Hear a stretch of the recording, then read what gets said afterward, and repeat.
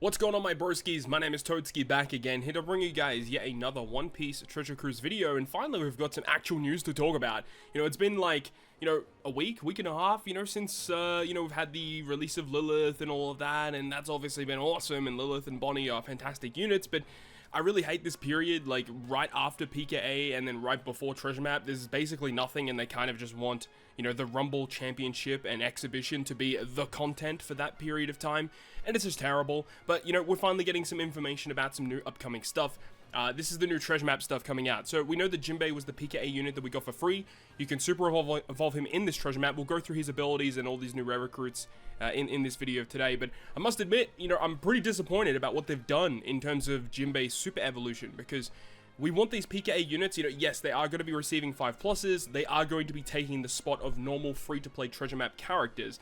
However, if they're going to do that, I would like for these characters to at least get a substantial upgrade from their current form, and they just didn't this time around. I feel like this is probably the most disappointing of the upgrades that we've seen thus far. We'll get to the abilities in just a moment. And then, just Straw Hat stuff.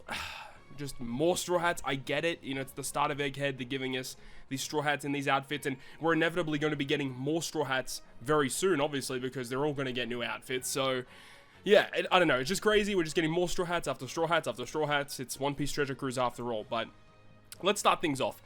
We've got Nami. Now, I believe, if I remember correctly, Robin is the highest booster. I think Nami might be the second highest, and then Sanji's the third, or either Sanji and Nami are equal, and then I know that Robin is the highest booster. I know that for sure.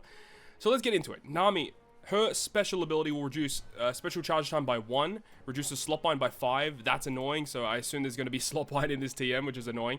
Changes all slots, including block, into recovery. That's actually pretty good. If the crew has an attack buff when you launch her special, boosts silent characters' orbs by 2.5 for 1 turn, and then further increase attack boost by 0.25. Otherwise, you still get a 2x orb boost for 3 turns. I think this is a pretty good special. She does resist 2 turns of special reverse. Because she does that, I really wish that she reduced cooldown by 2 turns. Would have seen like way more play moving forward, but at the end of the day, I think she's probably still going to see a lot of play. I mean, it's a Nami character, she gets good supports, and this is a pretty good special. Her other crewmate ability says recovery slots are matching and get a full border recovery at the start of the quest. That's actually pretty good. Potential ability 1 is pinch healing. Number 2 is removing slot bind. Even though she does it with her special, she does it with her potential ability 2. And of course, with all of these TM units, the supports are always something key that you have to look at. So the fact that this character Nami attaches to all the Straw Hats, that's a big green flag.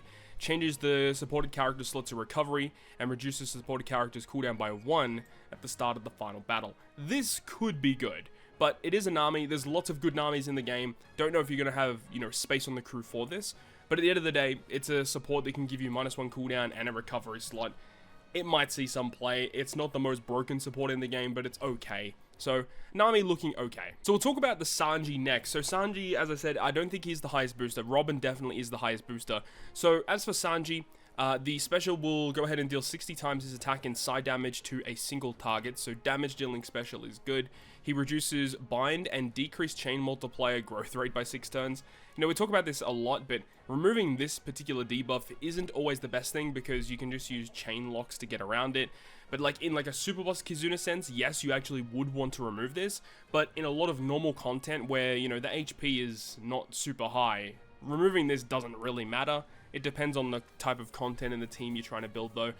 He furthermore says that if the crew has a chain multiply growth rate alternating effect when the special is launched, I assume this refers to, tap timing chain, chain multiplicative buff, maybe chain boost as well. But if you have a chain growth altering effect, boosts silent characters' attack by 2.5 for 1 turn, and further increase chain multiply growth rate alternating effect by +0.1.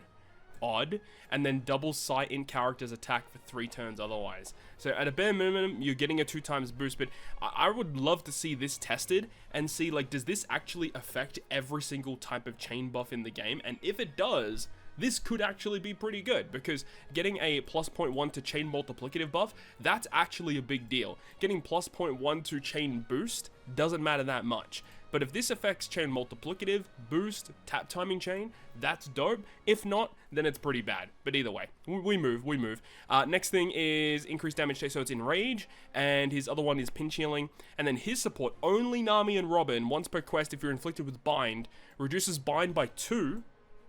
Oh, that's really good, and I'll tell you why in just a moment. And then sign-in characters get a 1.5 attack boost for 1 turn. Yeah, this support is really good. The main reason why I say this is because, if I remember correctly, there is no current support for Nami that removes Bind. As crazy as that is to say, there's no Nami support that removes Bind up until this point. So this is actually a big deal. Nami getting access to this is really, really good. So I think Sanji is definitely a character that I would want to get just because of this support alone. You know, of course, these characters are going to rerun as they have done over the past few months, so if you don't get them in this Sugo Fest, you'll likely get them in future Sugo Fests anyway. But yeah, this is a good support. It's a good unit, special's okay, nothing too crazy. And as we said, Robin is going to be the highest booster in this treasure map, so let's go ahead and have a look at what she does. So she reduces Despair by 6, even though Lilith does remove Despair as well, but she reduces that.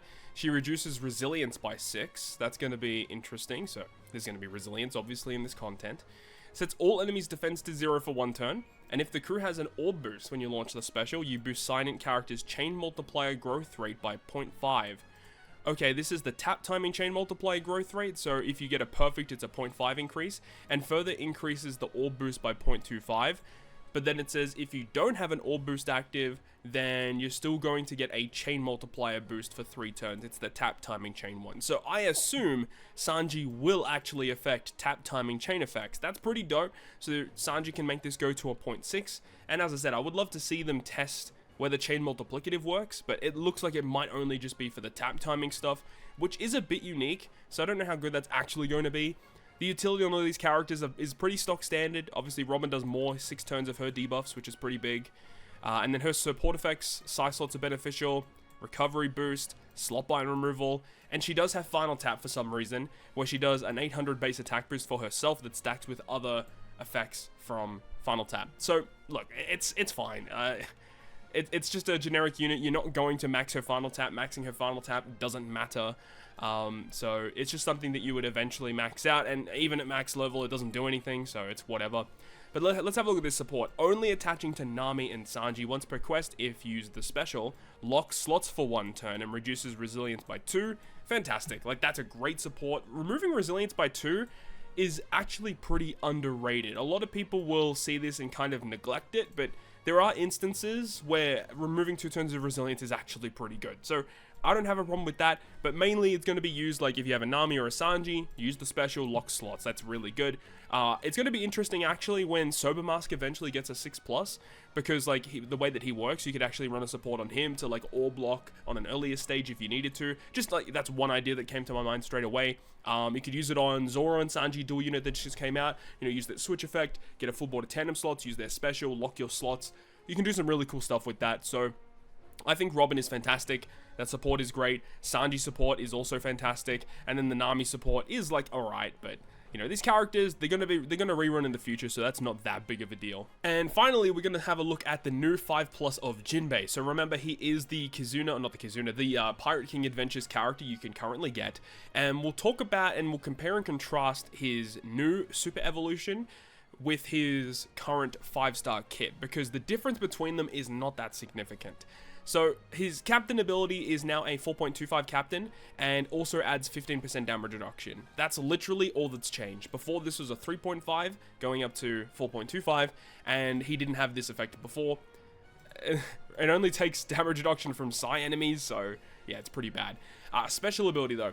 If the crew has 6 recovery slots when you launch the special, it applies a 15% sign-in resistance for 1 turn. Interesting effect, but you do have to have 6 recovery slots, so in normal cases, this is probably not going to apply, but if you're able to do it, it's cool. It says after that, reduces all enemies' defense up by 5 turns, reduces attack down also by 5 turns. Want to make note that these debuff removals of defense up and attack down are unchanged compared to the original Jinbe.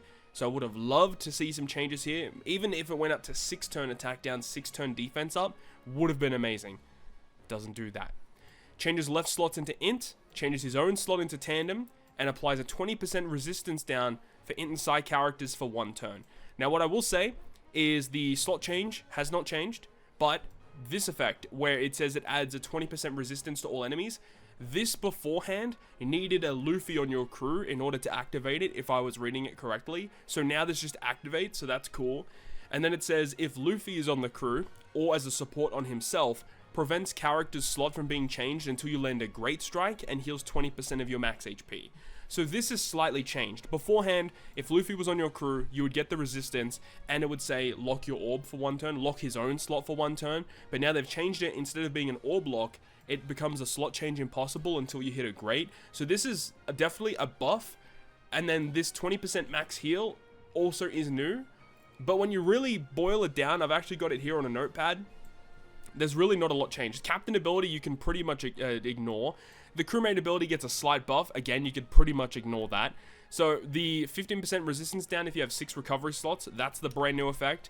The slot lock is now a slot change impossible on himself instead of a normal orb lock. And now you get a 20% resistance down, not needing Luffy on the crew, and a 20% heal. Now, in my opinion, the fact that we are losing out on a free-to-play treasure map character for these buffs on that character that we just had, I'm pretty disappointed about that. Honestly, this is not a great buff for this unit. I would have loved to have seen a lot more go this guy's way. As I said, more debuff removal would have been fantastic. And I think if you're going out of your way to get 6 recovery slots, even though, yeah, you can stack like 2 resistance buffs, I would have loved to have seen another effect activate here. Yes, his crewmate abilities are very good. If you have a fighter captain and you have a tandem slot on him, he removes 1 turn of defense up. This support effect, or this crewmate ability, should I say, could actually see a lot of play. Sometimes you just need that 1 extra turn of defense up removal, and then his support, his crewmate ability can do that, which is obviously very good. But the sailor effects are pretty much unchanged, aside from this going from 100 to 200. And then the potential ability, that is the same, this is the same, and even the super tandem is also the same. It's still a 1.5 attack boost for sign in for 1 turn, with 2 of the straw hats available on the crew, and the support effect is also unchanged. So even if they went with the Super Evolution and made this a 1.75, like, yes, it's not a big upgrade, but it's an upgrade to Super Tandem at the bare minimum. And the fact that this character and the way that he's kind of built is that you can, use his special to get this tandem slot and make it last basically forever if you want. So being able to activate this Super Tandem essentially every single turn is very good. And if they buffed it to 1.75, I think that would have been great. But they didn't even do that either.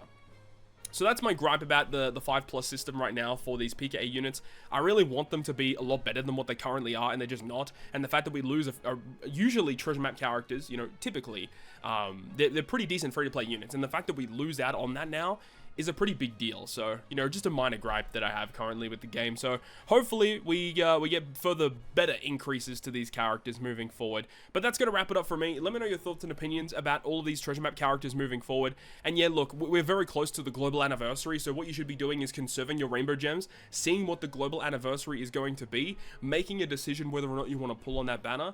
Characters like 9.5 anniversary Luffy and Shanks from last year, 9.5 anniversary Kobe is also going to be back.